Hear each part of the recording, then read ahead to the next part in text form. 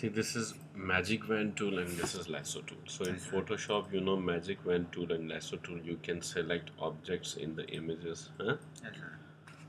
Like pixels you can select. Sorry, but here you can select vectors, shapes. So if you create a shape like this and just type like apply this color.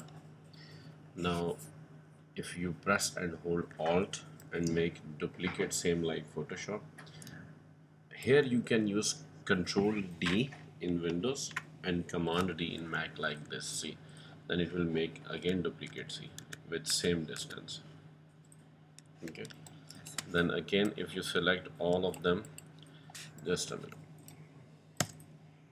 I will delete, I will not apply this outline to this shape. Okay, then this. Now one more thing, when you are making a duplicate like this, so sometimes it going like this, so you can press shift also, so it will be in align, say.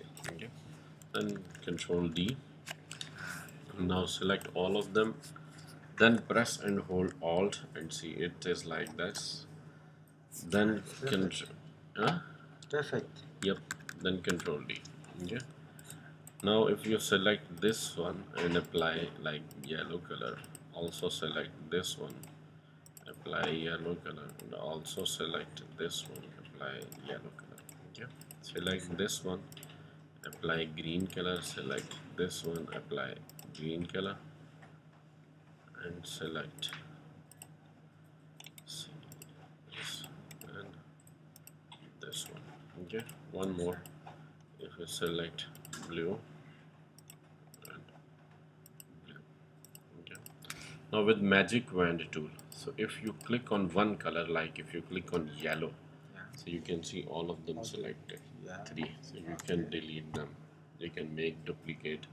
So if you want to select in vectors like green, so green selected, click red, so red selected, if you click blue, so blue selected.